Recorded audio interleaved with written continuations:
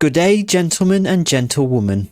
I've got a build for you, and this is a mana stacking Hierophant that primarily uses Vortex projection, however can use other skills such as ball lightning of orbiting if you want a one button playstyle.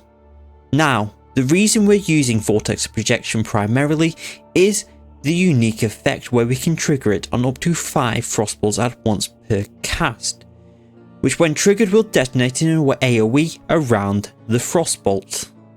If the projectiles are close enough together, and if we have enough AoE, we can overlap these, combined with the 210% base damage effectiveness, as well as a 50% more damage multiplier when detonated from frostbolt. This effectively multiplies our added damage by 15 times per cast. I have used this build for multiple leagues now, and it has allowed me to farm a day 5 Mage Blood and farm T17s on a minimal budget on day 2. I have designed this build to have an incredibly smooth transition from the campaign to mapping, and furthermore this build scales incredibly well to the end game, not just to the earliest T17s but far into the multiple tens of divine budget, where the damage can scale incredibly high while having amazing defenses to the point that even my budget POB has around 160,000 EHP. As for changes in 3.27, first of all we lose mercenaries. This doesn't matter because in the first clip I've just shown you I'm not even using a mercenary.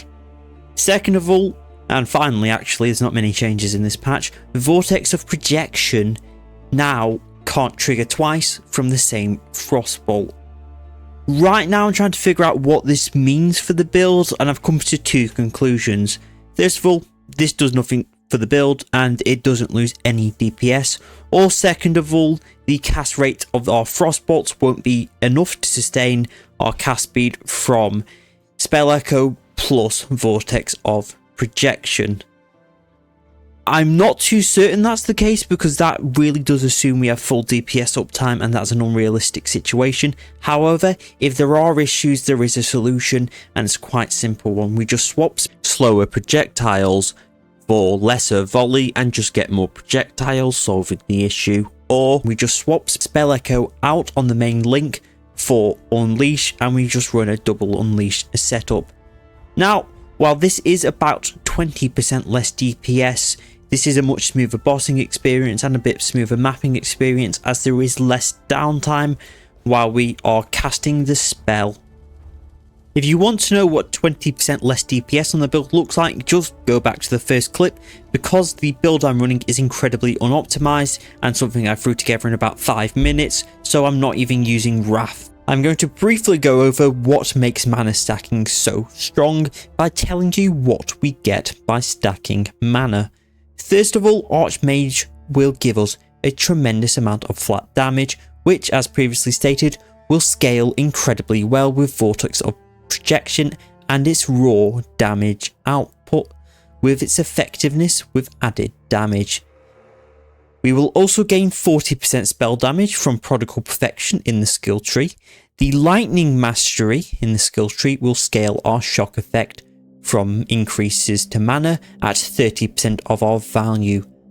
We can get up to about 400% increased mana for about 130% increased shot effect from 1 mastery and 1 passive point. Sanctuary of Fort, an ascendancy point we get, gives us increased AoE up to 100%. This gives us better clearing, but also it improves the overlaps from Vortex of projection so you can get more consistent damage. Sanctuary of Fort doesn't just increase our AoE though, as it also gives us 20% of our maximum mana as energy shield, and furthermore we can get an additional 15% from the Mind Spiral unique helmet and another 15% from a Watcher's Eye mod. Furthermore, we can have 40% of our damage taken from our mana with Mind over Matter and an additional 10% from Divine Guidance, totaling 50%.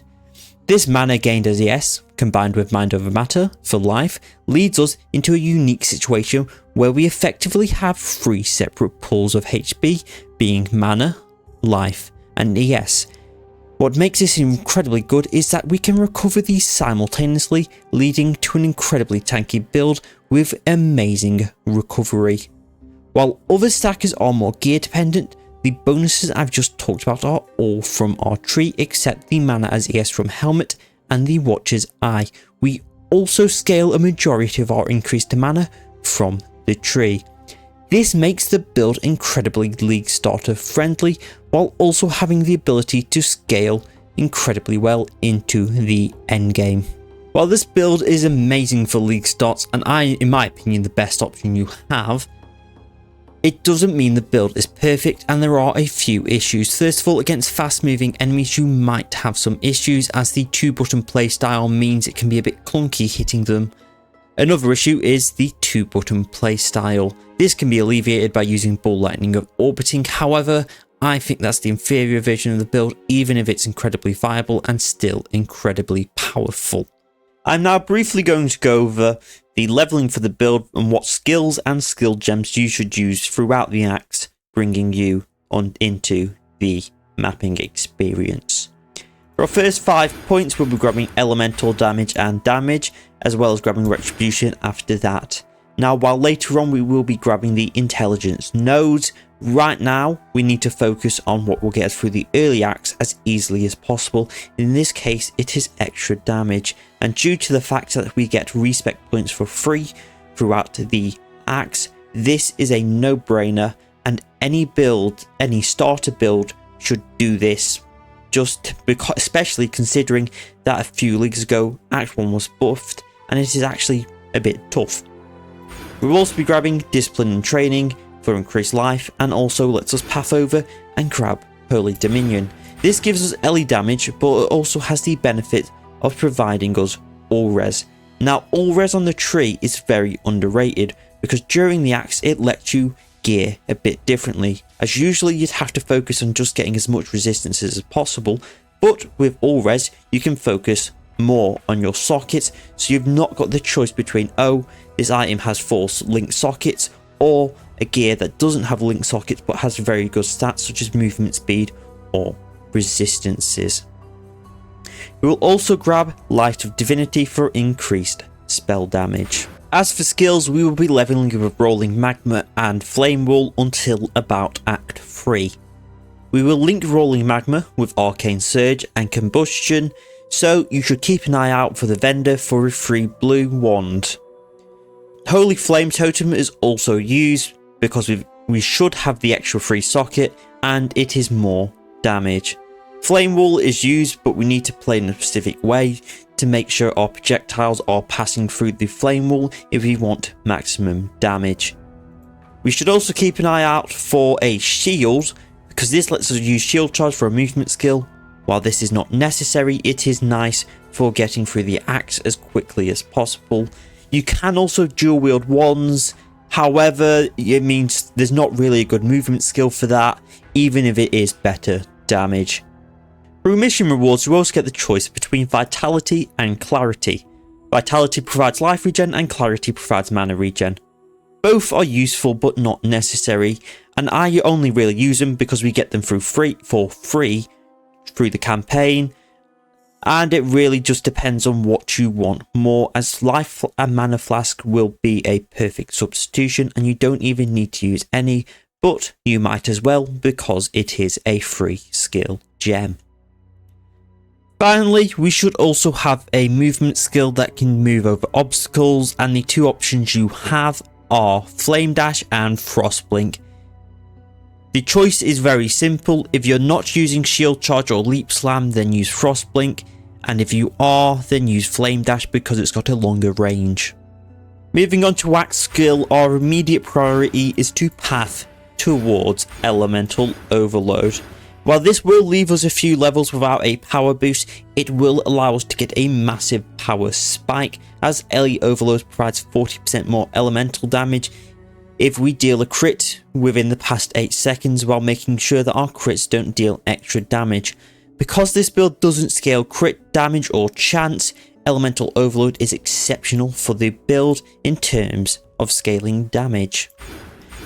We also path down towards here to grab elemental damage and also add 6% elemental resistances from the small passives, and also get Ash, Frost and Storm.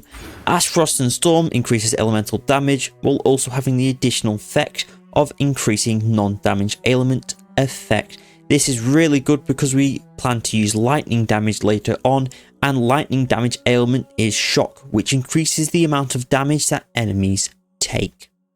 In terms of skills, Act 2 is very simple. We grab Herald of Lightning, we grab Arcane Cloak, and in the Rolling Magma link we swap out Combustion for faster casting and move Combustion over to be linked with Holy Flame Totem. For our first point in Act 3, we will grab Hits have a 15% chance to treat monster elemental resistance values as inverted. Because we are so early in the game, we lack sources of elemental resistance lowering, so this is very nice. We will be putting our next 5 points into grabbing the caster wheel over here for 14% cast, 18% cast speed in total, and later on we will grab the mastery.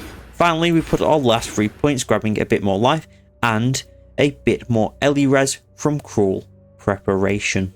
Act 3 is also where we get access to our first lab, and we will be putting this into Divine Guidance for 30% increased mana, Transfiguration of Mind, and 10% of damage is taken from life.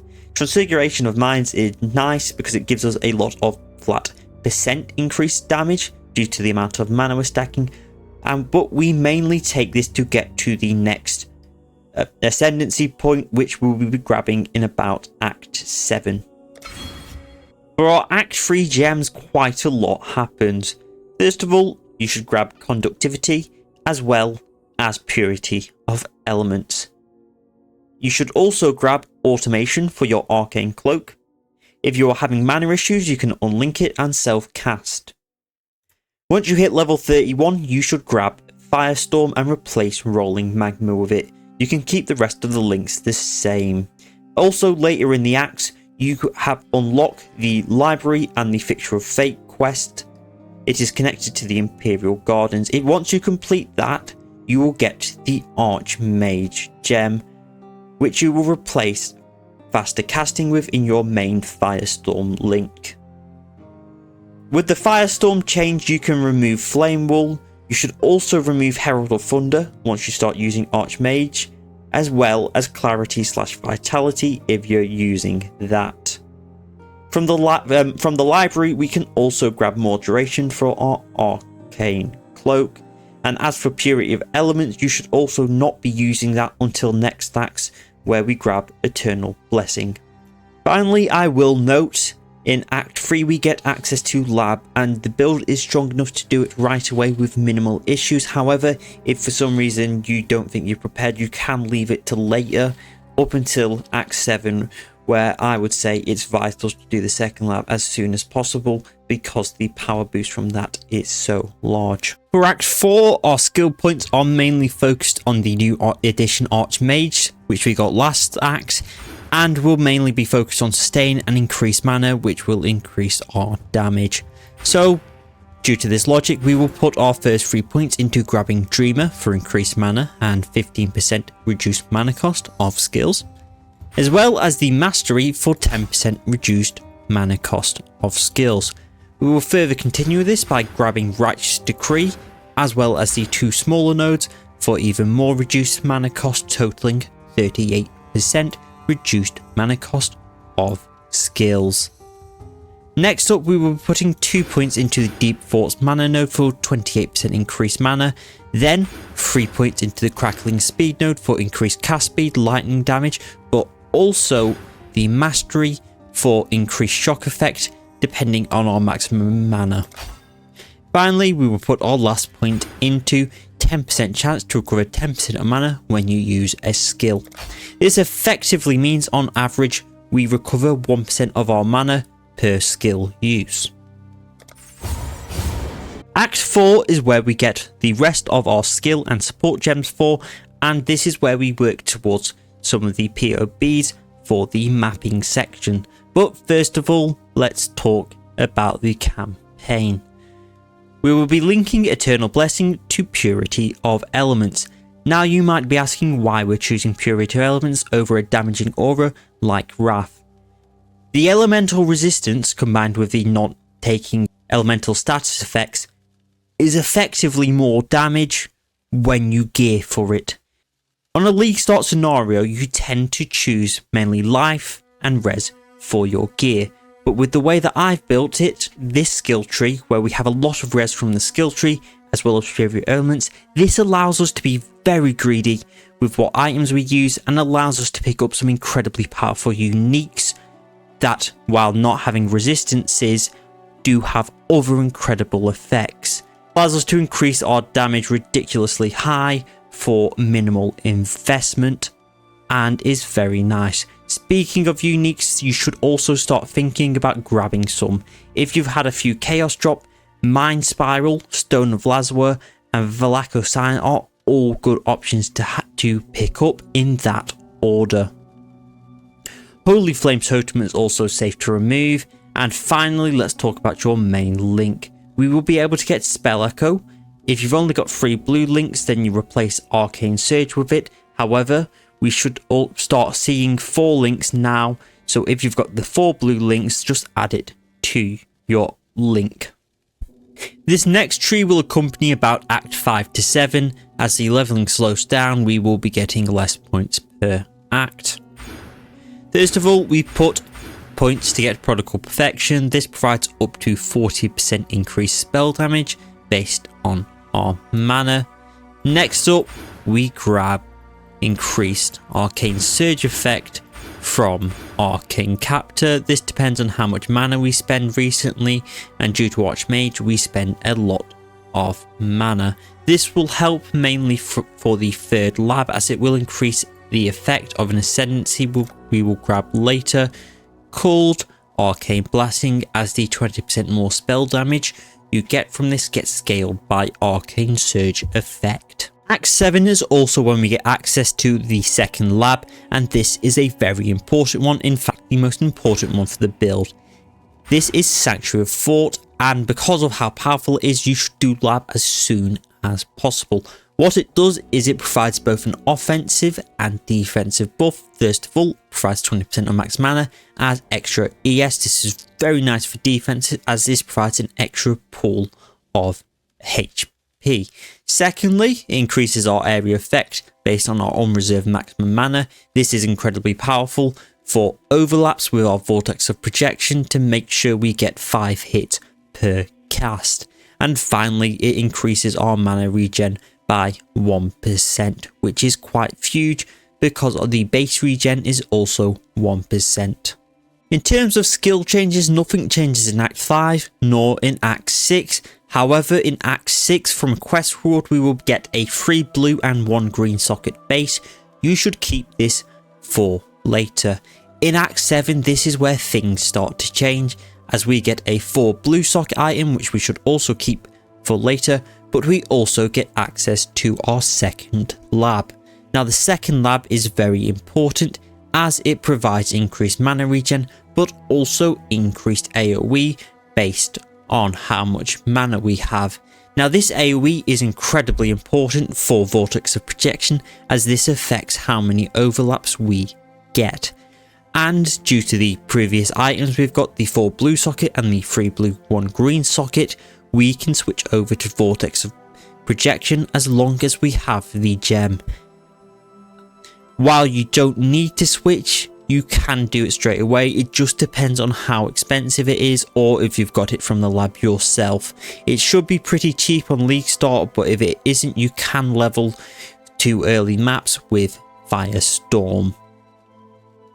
For the Vortex of Projection setup, all we're doing is swapping Firestorm for Vortex out, but you will also need a Frostbolt setup. For Frostbolt, we will use Frostbolt, Unleash, Greater Volley and faster casting. If you're having any issues with sustaining Vortex, then you can swap Spell Echo out for Unleash, and then the Vortex and the Frostbolt should be linked up perfectly. From Act 8 till Act 10, our final points for leveling will go over here. grab mana, guard skill cooldown, and guard skill duration for the dynamo node. This is very nice for keeping our arcane cloak up as much as possible, and at this rate in the build you should have your arcane cloak linked to automation. We will also put 4 points into the Energy Shield Mastery and grab Insightfulness. Finally, we will put some points over here to grab Spell Block and Ellie Res, as well as Safeguard for more spell block and recovery of our energy shield when you block spell damage.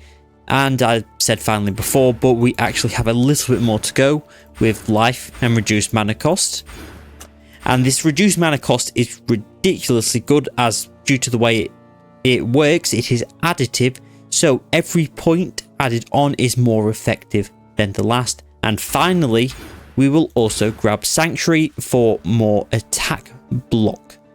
Also the Mastery for even more attack block. And what's even better about this is we've just grabbed a bunch of all res from this node over here, as well as these nodes over here. Finally, we will have access to our third lab, and we will be putting that point into Arcane Blessing for 20% more spell damage granted by Arcane Surge. What makes this even better is this is scaled by Arcane Surge effect over here on the tree, and this effectively means that 20% bonus is more like a 40% more damage multiplier. As for skills, nothing changes, and you really should just be working towards your early game POB, as well as grabbing some of the uniques for the build that are very powerful. Really, for gearing, you just need to consider your shield to make sure it has as much attack block as possible. And for your body armor, you really only care that it's got 6 blue sockets. The other mods are just a bonus. Now we are getting onto the part where I sit and look at a POB for about 15 minutes. So let's start off with the early mapping one. First of all, I've already gone over a lot of the POB and why we take it in the previous segment, so I will just go over more specific stuff and a general overview.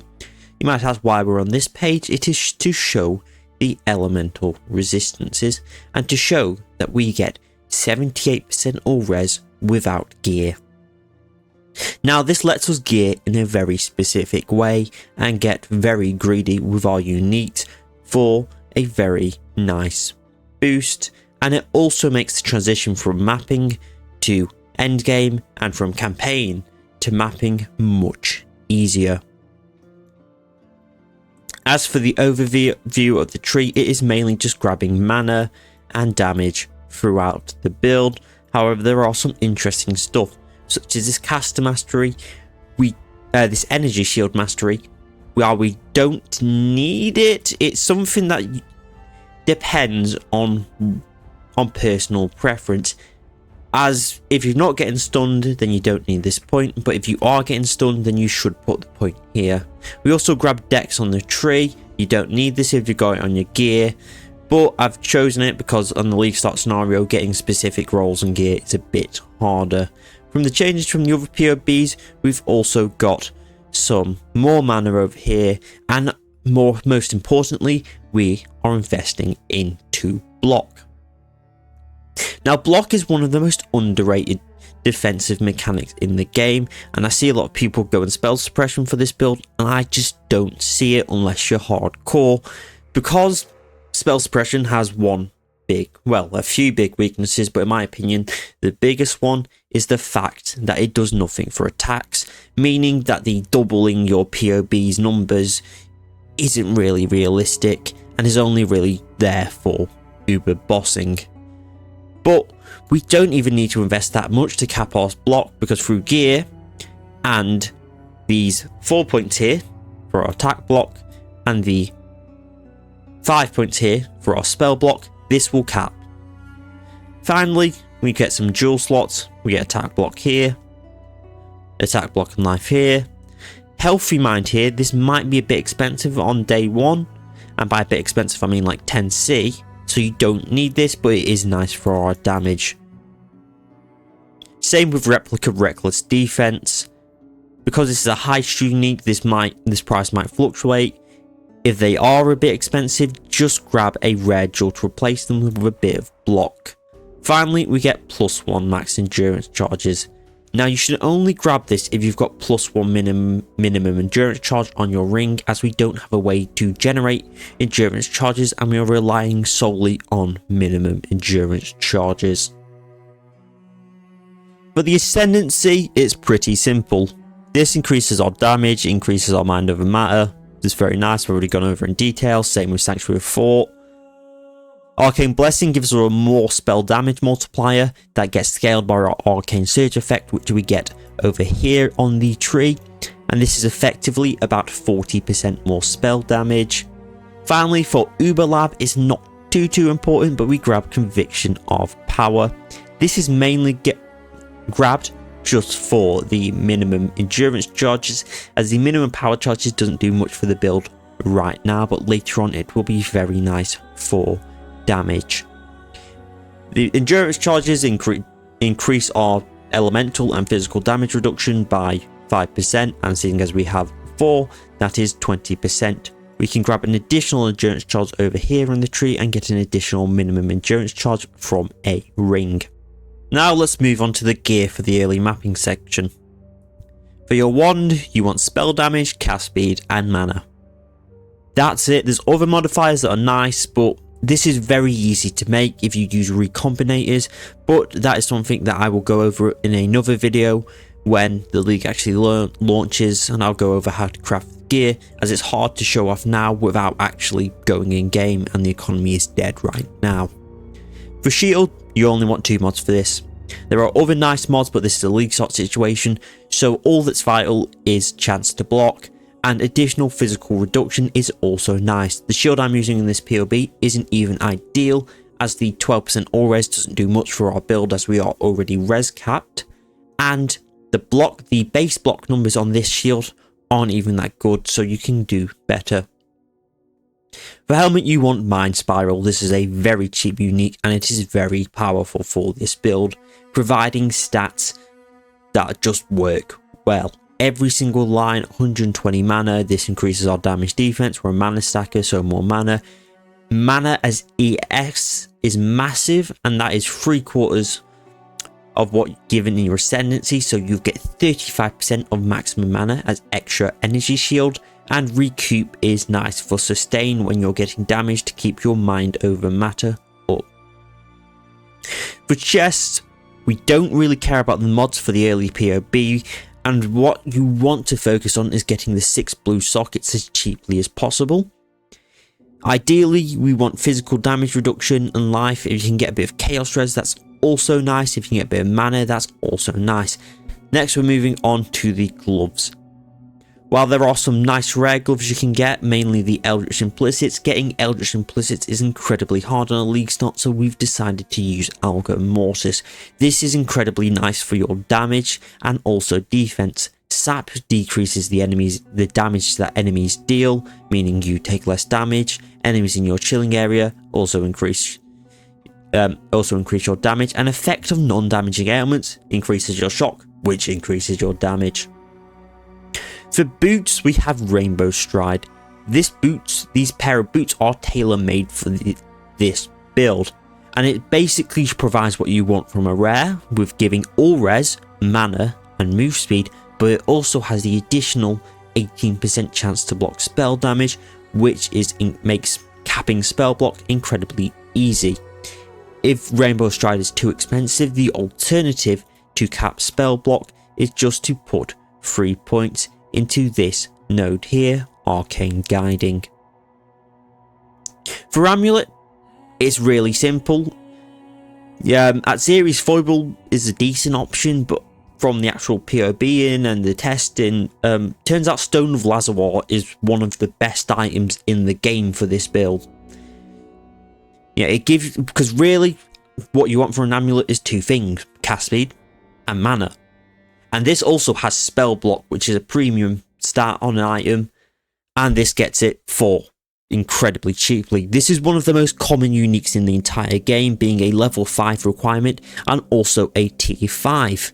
Tier 5 for a unique means that it is in the most common tier of drop tables If you can get this as your thirst unique, it should cost you an alch, a chaos maybe. And even if this build is incredibly popular, this will still remain at that price because it is that common. And for such a common unique, it is weirdly incredible for this build. For your ring, you really just want to focus on getting chaos res here, because, well, a bit of chaos res is nice. You don't need to cap it, but you will certainly feel this, especially seeing as we are running a hybrid build. So chaos res will penetrate our energy shield, meaning it will just damage our mana and life. For other affixes, we want dexterity for our skill gems, but we can get that elsewhere, so it's not too important. And also the crafted mod minimum endurance charges. This isn't just nice for defenses because endurance charges are incredibly powerful for defenses. For your belt, very simple. Life and resistances. There's not really any more better affixes for it, so this is where you should be getting your resistances as well. It lets your gear better everywhere else. For flasks, it's less important. I like running a silver flask and a quicksilver flask for extra movement speed. The silver flask increases your damage. You should be looking for spell damage leeches energy shield on any of the flasks. It doesn't matter which one, as this is an easy source that isn't from a cluster jewel. I've put a Xeri's foible in there because it's extra DPS. You don't need it. I might not even use it. And we've also got a life flask because it is nice to have with immunity to bleeding and corrupting blood. Finally, we've got a mana flask. You don't need this. You might not even need this for sustaining. I just like having it in there just in case, as during the transitions for the builds, as you're getting extra reduced mana on the tree, it's nice to have a mana flask just to make sure that your mana is always up. As for the jewels, we've already gone over that in the previous segment. As for the early map skill setups, first of all, we will be using Pure Redevilments and Eternal Blessing for LE res and immunity to LE elements. Frost Shield increases both our damage and defense when we have it active. Vortex of Projection is the main link, and we will of course be linking it to Archmage as this turns our mana into more damage. Arcane Surge is a large, more spell damage multiplier. Spell Echo is an incredibly large multiplier to our damage. Same with Intensify, and Lightning Pen is there for another multiplier. You should be grabbed last. Our Arcane Cloak also provides us both defense and damage from our mana, so should be linked to automation and more duration for as much uptime as possible. The Frostbolt setup is very important as we need to cast this before every Vortex of Projection to get the most damage. For the early maps POB, I like using Arcanist Brand.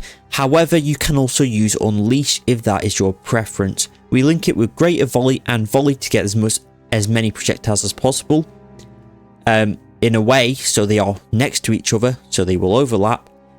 And I think this will be enough to sustain your Vortex of Projection. However, there are other changes that will increase the projectile count even more in case it is an issue. For our final two links, we get Conductivity Power, Sigil of Power, Fast Casting, and Flame Dash. Conductivity decreases enemies' lightning res and should be used on bosses, as using this on mapping is just too inconvenient. Sigil of Powers is also another skill like Frost Shield, which you stand in, increases your damage and also defense for bossing. I've not enabled either Sigil of Power or Frost Shield in the POB due to the fact that they are inconsistent, so your numbers that I show are actually lower than the maximum potential. Finally, we run Clarity, Arrogance, Frostblink of Wintry Blast, and Fast Casting. The Clarity and Arrogance setup isn't actually needed until you get a Watcher's Eye. That depends on Clarity, so you can completely ignore this and instead change it to an Archmage setup for your Frostblink of Wintry Blast and faster casting. The Frostblink of Wintry Blast setup is there for both clear if you're using Archmage and mainly just move speed. The endgame POB is mainly just a variation on the early maps POB, however with some changes. because we have more gear that allows us to, first of all, remove this block node. Also, these 4 passive points over here we get rid of because we don't need them. Same with the agility, because we can get dex on the gear. Now let's talk about the additions. First of all, we grab a cluster jewel. Now this cluster jewel is important for 2 reasons. It has Conjured Wall, Essence Rush, and Arcane Heroism.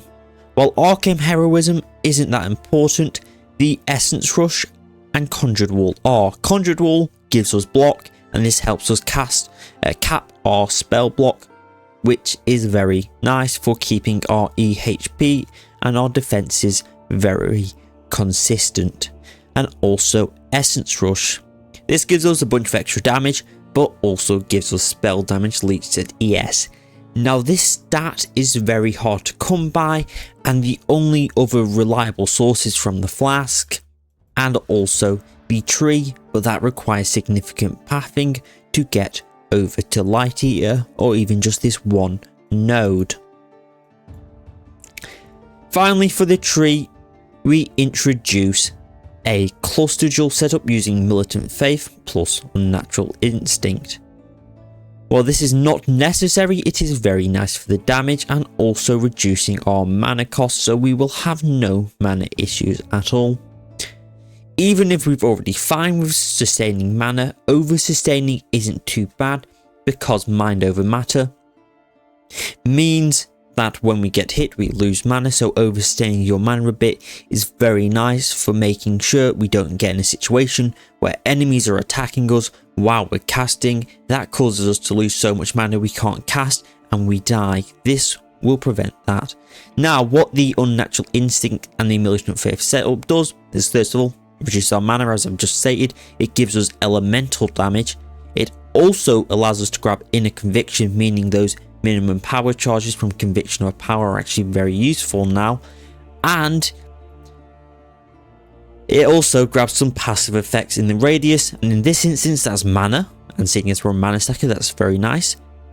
Area of Effect, very nice because the overlaps and also clear. Cast speed, more damage, and skill effect duration, which is nice for our arcane cloak.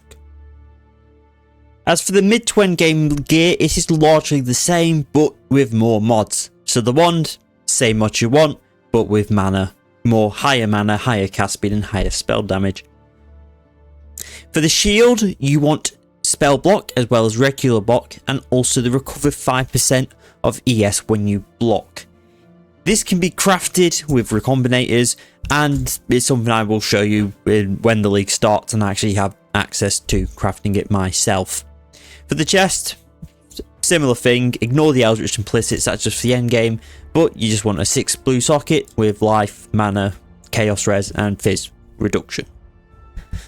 The gloves are exactly the same, Algam Mortis, so are the boots. The amulet, the only difference here is you want a corrupt for blocked attack damage. And the ring is also the same. Now where it actually does change is the ring. We are using Anathema to get curses for increasing, which will increase our damage significantly. Because in the skills we are running an Arcanist brand setup with punishment, early weakness, and conductivity. Also, that's the skill tree segment. Oh yeah, and we're using Wrath instead of Purity of Elements. Then that's the changes for the skill tree. The skills, not the skill tree. For the belt, we are using Darkness Enthroned. This is because of the chance to avoid being shock mod, combined with the increased mana you can get on a Ghastly Eye Jewel being better than a rare. You can use this to also cap your resistance, as you can get all res on your Ghastly Eye Jewels. Now, you want 100% chance to shock avoid. The easiest way is just to get 100% Darkness Enthroned combined with a 50% Ghastly Eye Jewel. However, you can use multiple Ghastly Eye Jewels with shock avoidance and a lower roll for your increased effect of socketed Abyss Jewels. Now the reason we want shock avoid chance is because of the changes to the jewels. First of all, we are going to use Storm Shroud which means our Shock Avoid will apply to all elemental ailments, and this will get us our elemental ailment immunity that we lose from dropping Purity of Elements. Another change is we are running a Watcher's Eye. We want damage penetrated by Wrath and a clarity mod. Right now I'm using the 13% chance to recover 10% of your mana when you use a skill. You don't actually need this, and there are other skills that are probably better for the build, such as mana gained as ES when affected by clarity, or increased lightning damage when affected by Wrath. You can even get your ES leech from your Watchers, as that is another mod that is caused when you're affected by Wrath. Finally, just got a red rule. Mana, cast speed and spell damage, it just increases your damage. As for the final POB, this is a power stacking version, and to be honest, with what I've seen from the new league and the changes, I'm not going to go much in detail because this is most likely going to change. I don't know how significantly. The POB that's linked in the description will still be viable. In fact, I've done a lot of testing for this and the tweaking, and this is the best of that I've come up with. But I'm not really going to go into much detail. The note segments tell you what you need more specifically. Yeah, it's a pretty generic setup. It's been used in a lot of other builds. It is very good. But with the new league and the new mechanics and the new bloodline skill tree, I can't really say that this is what I'm going to play in the endgame version, because I don't know what the bloodlines are, and that might change things significantly. For this segment, I'm going to go over spell suppression and block, and why we choose block over suppress. First of all, let's talk about the pros and the cons for spell suppression. First off, for the pros, it's active all the time as long as you have a 100% suppress chance. It prevents one-shots from spells, and it is incredible for bossing, particularly uber bossing, and it is vital if you're in hardcore. You can also use any weapon with suppress. Now, let's go onto the cons.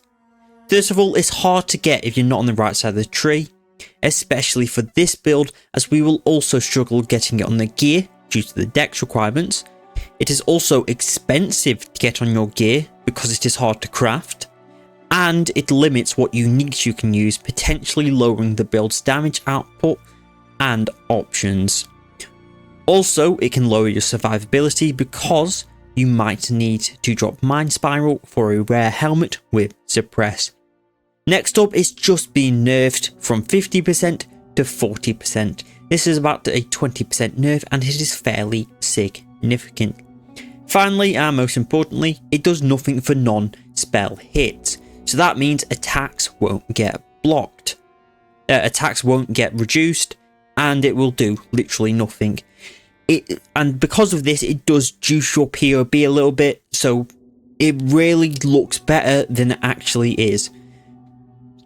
Furthermore, the preventing one-shots only really matters if you're playing a build, such as one on the right side of the tree that is prone to one-shots. This build has enough max hit that we don't tend to get one-shot often. Let's talk about block now. First of all, the pros. At a baseline, it prevents up to 75% of hits and not just 40%. The investment required is much less for this build in particular, as the pathing has some very convenient block nodes that are within 1 to 2 passives to pick up. There are some incredible uniques that synergize with your block and provide incredible spell blocks, such as the Stone of Lazarwal. The gear requirements for block only really affect one slot, being your offhand, rather than suppress, requiring a full set of gear. Recover ES on block is an amazing mod for survivability, especially while mapping, and lets you tank small hits. Finally, it works for both attacks and spells. For the cons, you can't dual wield, so there's less damage. Also, the offensive mods on shield aren't great. And finally, block is an avoidance layer. so it doesn't reduce incoming damage and can lead to some one-shots if you really juice your maps. The reason for this segment isn't to say that suppression is bad, nor that it's bad on this build, as there is a valid reason to run it, especially if you're a hardcore player, but it's more to say that block is better for most players on this build in particular, because suppress, while it's powerful, it's hard to get and it's just not really league start viable. Even later on, grabbing suppress is a bonus, but if you're not on the right side of the tree, it's just not really feasible, and I think the opportunity cost is far too high for what you get out of it. For the final segment of the video, let's talk about mana sustain. If you've ever played an Archmage build, you know that you need to sort mana out as an issue. So first of all, what we're doing for mana sustain is we are using reduced mana cost. Now in the starter POB, we have 56% reduced mana cost, which gets the cost down significantly. Combine that with our regen, and we still don't have enough to sustain, at least on paper, with just the regen, because right now we regen 837 mana and our skills cost 1027 per second.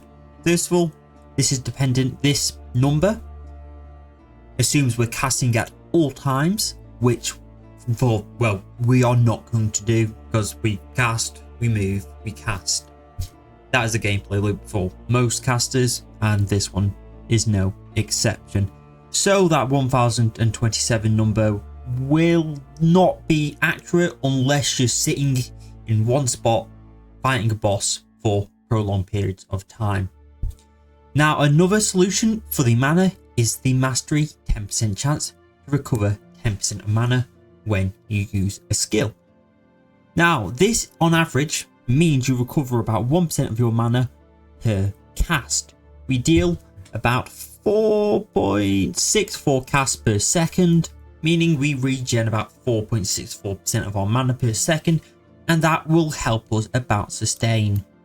But if that's not enough for you, at least in the early game, you can switch one item over. The Alga Mortis gloves are very nice for the build and its damage, but if you cannot sustain your mana for some reason, you can swap over to Worm Sign. This has reduced mana cost and reduces the cost of your build by about 45%, and means you can easily sustain your mana cost.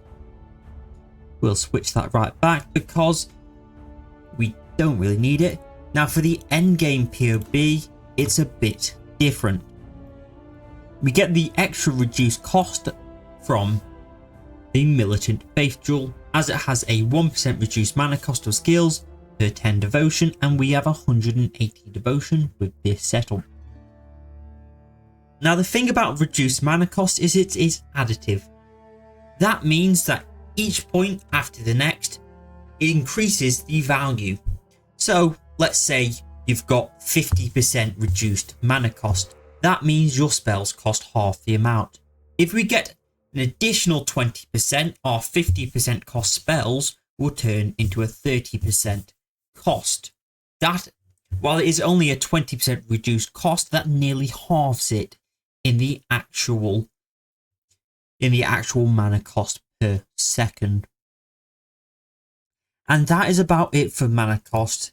There is some more stuff we can do, such as for the endgame POB, we have one more mod for sustaining mana, and that is in your Watcher's Eye, for a chance to recover mana when you use a skill while affected by clarity. However, the mana cost should be solved at that point, so you won't even need it. If you have any questions, please ask in the comments, as I'd be happy to help. If you like the video, please like, and if you want to see more content, subscribe. Thanks for watching, and goodbye.